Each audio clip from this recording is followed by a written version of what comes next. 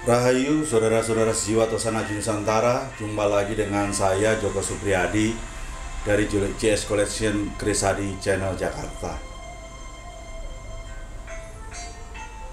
Mumpung kita di dalam suasana bulan puasa, di mana banyak di antara kita mencoba mendekatkan diri pada Tuhan dalam ibadahnya tentunya. Saya ingin bawakan suatu topik yang sesuai. Topik saya kali ini adalah keris, spiritualitas, dan ketuhanan. Mari kita coba review sejenak terkait dengan keris pendamping topik ini. Rangka Jogja yang cukup syahdu. Mari kita lihat dalamnya ada apa.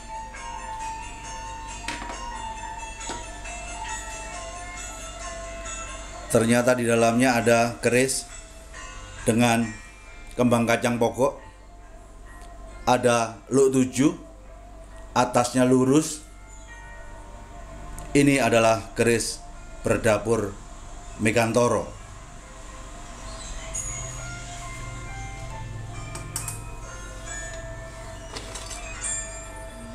Kemudian terkait dengan review sebelumnya, ini sudah saya angkat keris dengan luk 5, gandik polos, tikel alis dengan menggunakan greneng. Ini kita sebut dengan keris kolonada. Kalau Megantoro tadi adalah tangguh keris Mojopahit, kolonada ini juga tangguh Mojopahit.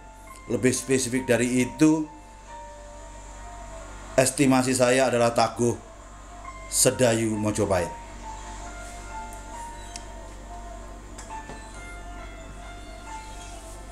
Satu lagi, keris luk 7,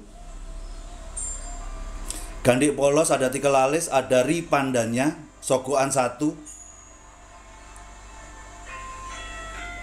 Ini kita namakan dapur Jaran Guyang.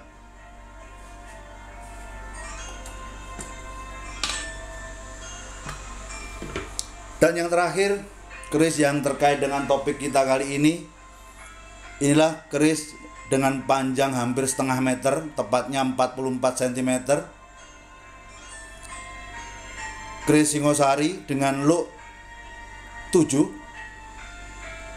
jalen 1, lambe gajah 1, dengan kembang kacang serta bergereneng sogokan 1, sangat populer dalam dunia spiritual. Inilah dapur Carubuk dengan pamor ron genduru, tangguh Singosari.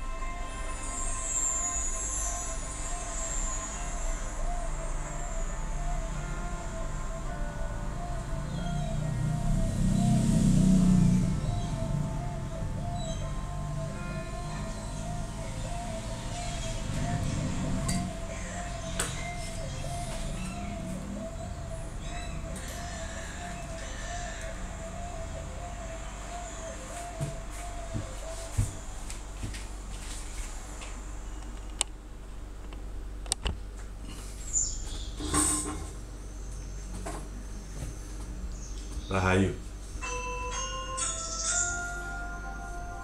Tema kali ini sangat sensasional sekali, yaitu keris, spiritualitas, dan ketuhanan. Namun sebelumnya ingin saya sampaikan ada 3 pengumuman.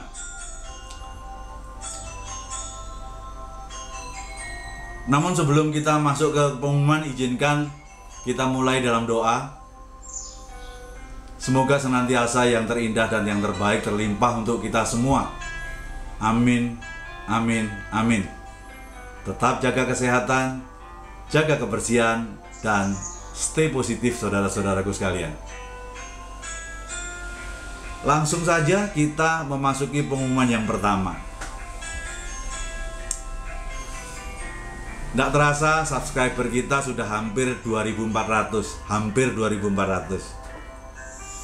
Kalau dipikir banyak, ya banyak. Kalau dipikir sedikit, sedikit. Dalam channel yang sama, ada teman saya yang sudah sampai hampir 150.000 subscriber. Ada yang 120.000 subscriber. Ada yang 100. Namun saya cukup bersyukur walaupun hampir 2.400. Saya sudah lepaskan hampir 56 video. Saya coba fokus pada pemahaman diri pribadi. Jadi tidak mencoba mengambil dari materi teman atau menginterview teman, murni semua dari saya.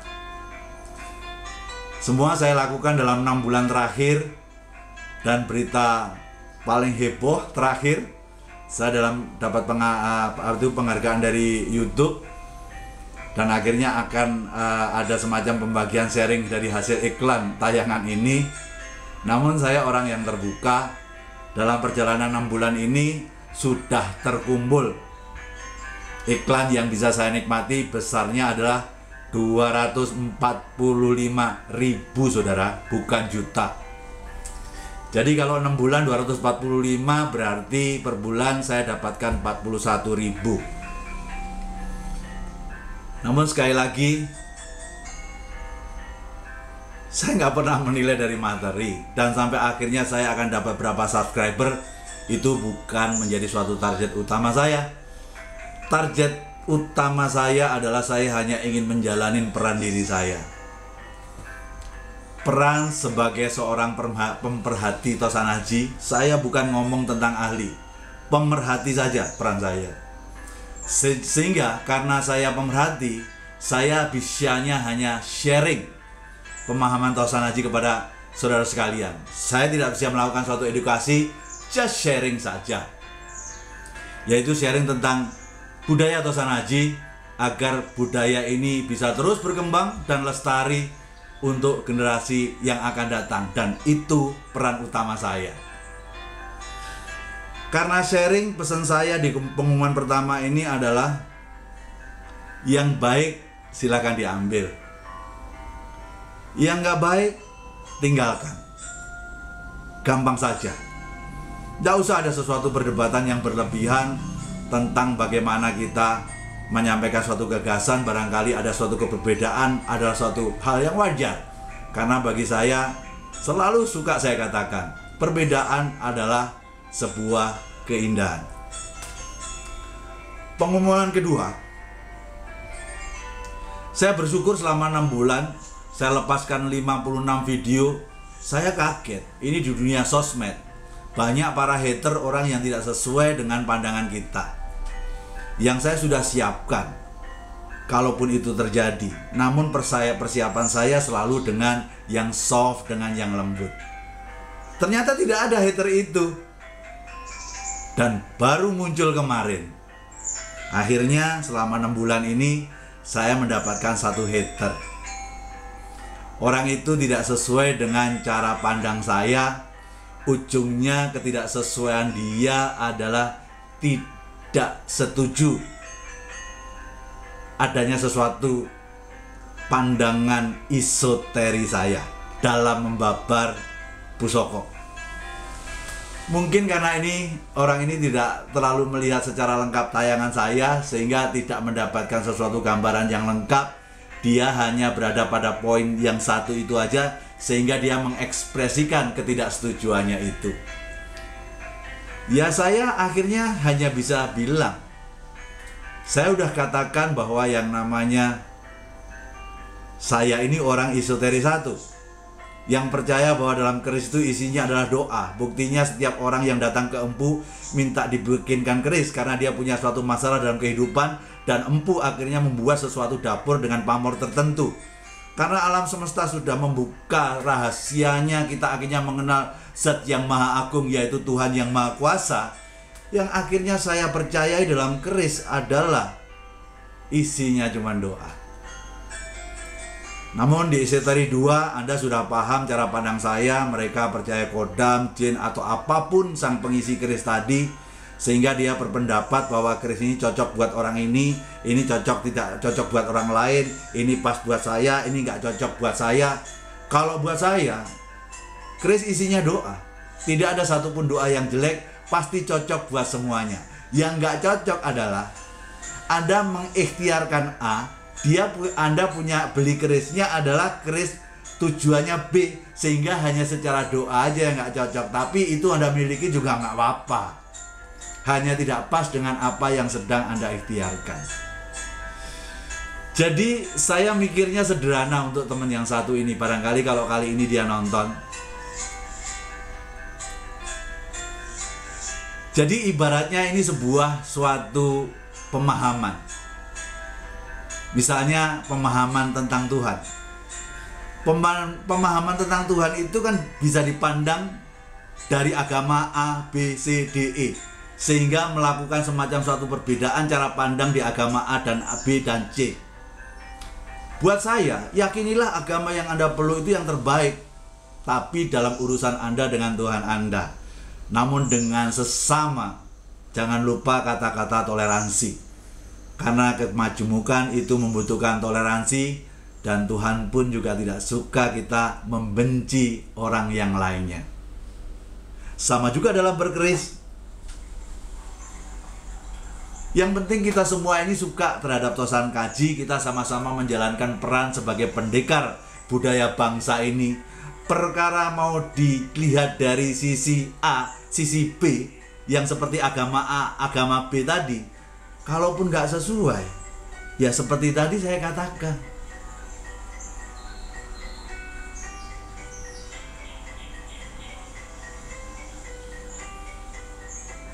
perbedaan itu adalah sebuah keindahan. Kuncinya, mari kita bertoleransi. Dan kalau kita merasa tidak cocok sama sekali, ini dunia sosmed, gampang, tinggal pindah ke channel yang lain. Tapi kalau secara ego Anda ingin membuktikan bahwa Anda lebih benar, buka channel sendiri. Berikan suatu sanggahan tentang apa yang sampaikan, terserah kalau itu mau Anda. Namun kalau saya tidak terlalu suka.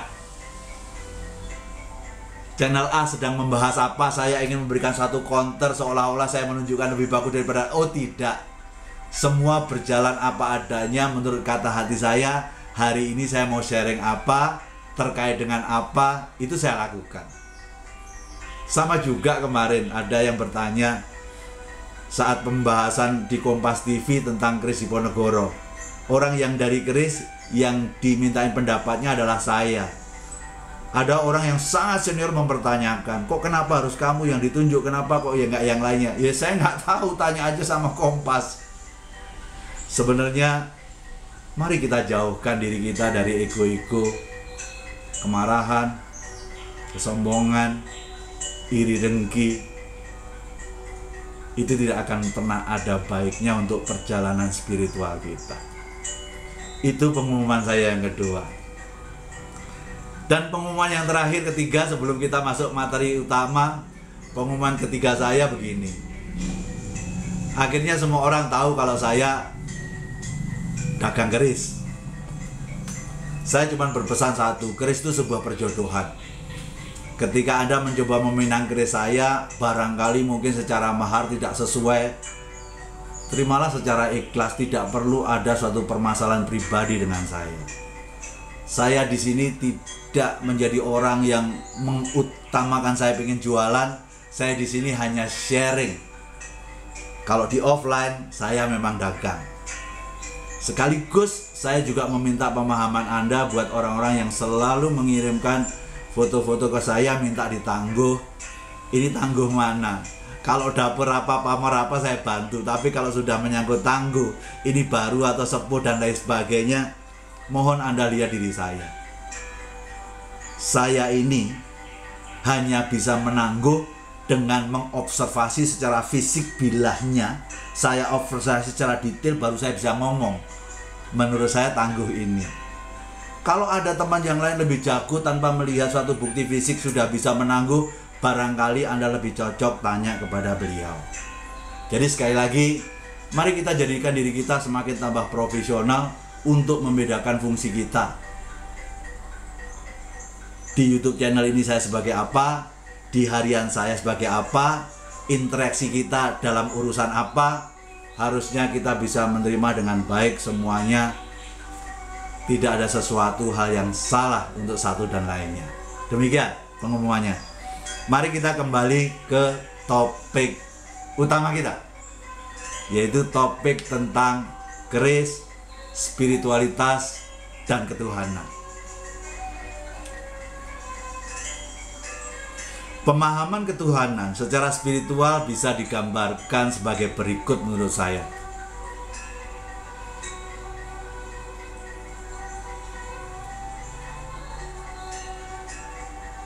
Inilah aku yang besar, yang tidak pernah kemana-mana, namun selalu kau cari kemana-mana. Akulah yang diam dalam diri, dan aku berada pada seluruh bagian dirimu, namun engkau selalu berpaling menebar pandangan begitu jauh demi mencariku di luar. Akulah yang selalu kau panggil nyaring dalam doa-doamu, namun kau tak pernah mau dengar yang aku suarakan saat hadir menyapamu di kehidupan ini.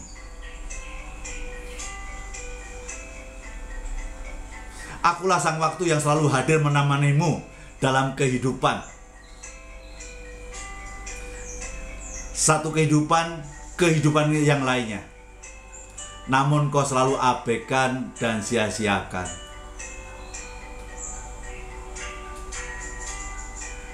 Aku selalu memainkan peranku sebagai sang pencipta, sang pemelihara, sekaligus sang pelebur. Dengan cara ini aku menjadikan tubuhmu ada, sekaligus hidup dan kelak akan tiada. Akulah yang besar, sekaligus akulah yang kecil.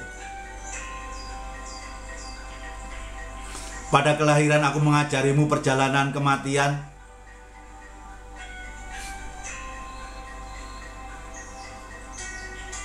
Pada kematian aku mengajarimu harga kehidupan.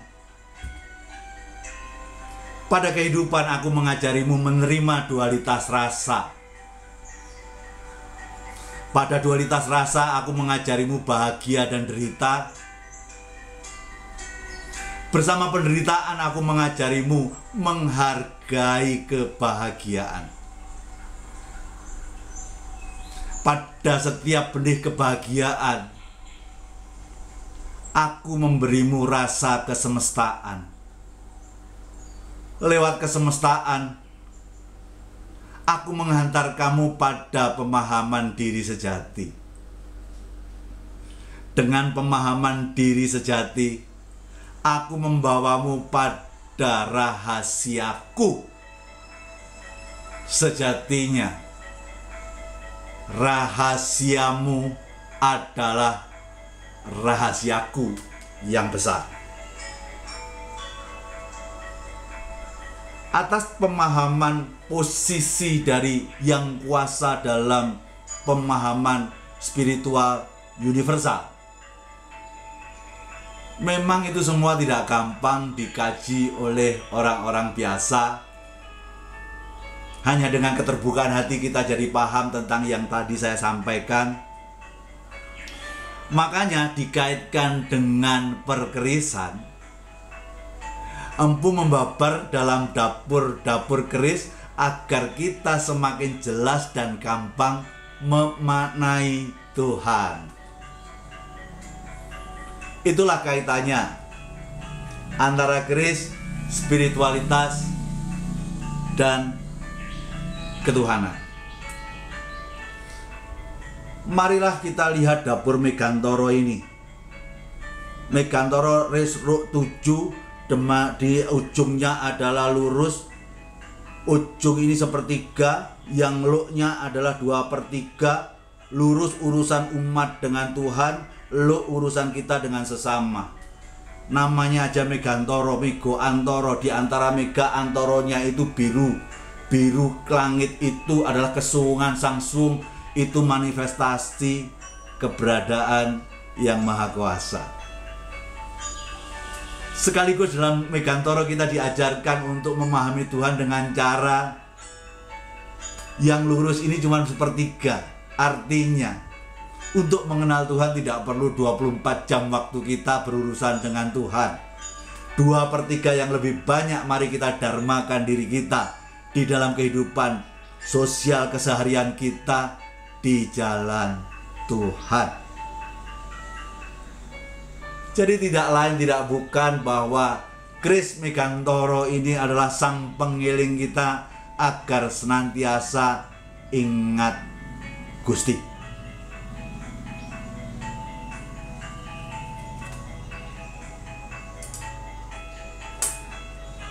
Terkait dengan Kris kolonada sejatinya kalau waktu nada selalu berserah. Kris ini mengajarkan kita untuk setiap saat senantiasa berserah atas hasil usaha ikhtiar yang kita lakukan.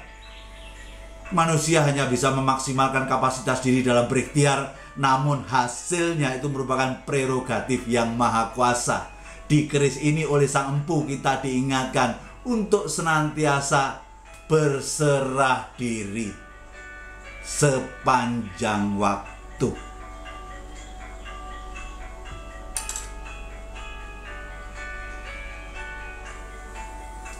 Dan Kris Luk 71 ini adalah jaran goyang, bukan jaran goyang, jaran goyang. Jaran simbol maskulinitas, simbol kejantanan. Sejatinya jaran itu adalah manifestasi dari bentuk ego manusia. Bisa itu kemarahan, bisa kesombongan, iri, dengki, dan lain sebagainya, ego negatif manusia. Jaran goyang ini mengajarkan kepada kita jaran ego. Mari kita goyang, mari kita bersihkan. Sejatinya perjumpaanmu dengan Yang Maha Kuasa hanya bisa terjadi manakala sang penutup perjumpaan kita bisa hilangkan. Apakah sang penutup dari perjumpaan kita itu adalah ego pribadi kita? Jadi kalau ingin mengenal Tuhan, lepaskan diri Anda dari ego negatif itu. Inilah pesan daripada pusaka jaran goyang. Tidak semata-mata jaran goyang adalah goyang seperti dangdutan, seolah-olah Kris sang pemikat daripada cewek yang gak suka biar suka sama kita. Menurut saya terlalu rendah derajat seorang empu yang sangat luar biasa, tetapi bekerja hanya untuk mempengaruhi takdir Gusti, rezeki, jodoh, pepesti, kagungane Gusti. Yang terakhir, Kris Carubuk. Kris ini menjadi fenomenal manakala Kris utama Sunan Kalijogo adalah Kris Carubuk. Sejatinya secara pemaknaan Carubuk adalah Kris ini agar kita punya suatu keikhlasan jalan menjalani peran dan sanggup menerima dualitas rasa. Dan ikhlas menjalani suatu peran apa? Peran dalam memberikan suatu pertolongan sekaligus pitutur kebaikan kehidupan kepada sesama. Sehingga 4 Kris inilah yang menurut saya sangat layak kita kaitkan dengan sesuatu spiritualitas yang terkait dengan ketuhanan. Akhirnya kalau bicara tentang peran, selalu saya ingatkan, bumi yang dipijak, langit yang dijunjung, pasti ada suatu alasan yang sangat masuk akal kita semua terlahir di bumi Nusantara ini. Kalau tidak tujuannya untuk mengangkat langitnya. Barangkali kita tidak terlalu kuat untuk mengangkat seluruh langitnya. Paling tidak ada peran utama kita dalam mengangkat langit budaya Nusantara ini. Barangkali dari aspek Tosanajinya. Makanya kenapa kita tidak terlahir di Eropa ataupun di Amerika ataupun di Afrika? Kenapa harus di Nusantara ini? Menurut saya tidak ada alasan yang lain kecuali kita harus ikut mengangkat langit Nusantara ini. Melalui apa? Banyak hal. Salah satunya yang terkait dengan Tosanaji. Inilah budaya Nusantara yang harus kita junjung tinggi. Kalau bukan kita, siapa lagi, saudara? Kalau tidak sekarang, kapan lagi?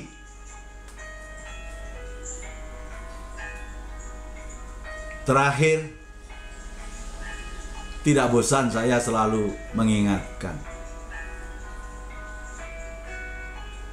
belajar keris itu tidak bertujuan untuk membuat kita menjadi ahli dalam perkerisan. Belajar berkeris itu tujuannya adalah untuk menumbuhkan rasa cinta kita kepada budaya Tosanaji itu. Rasa cinta akan membawa kita ikut memiliki Tosanaji itu. Harapan kepemilikan kita akan Tosanaji itu adalah tidak untuk tujuan lain, namun agar kita bisa mengaplikasikan makna-makna luhur yang ada dalam Tosanaji dalam perilaku sehari-hari kita. Makanya selalu saya katakan kepada saudara-saudara sekalian, kalau cocok ya monggo dipakai, kalau tidak tinggalkan. Parameter saya, semakin Anda belajar berkeris, harusnya ego diri semakin turun. Kalau Anda berkeris malah ego tambah meningkat, menurut saya Anda salah dalam belajar berkeris.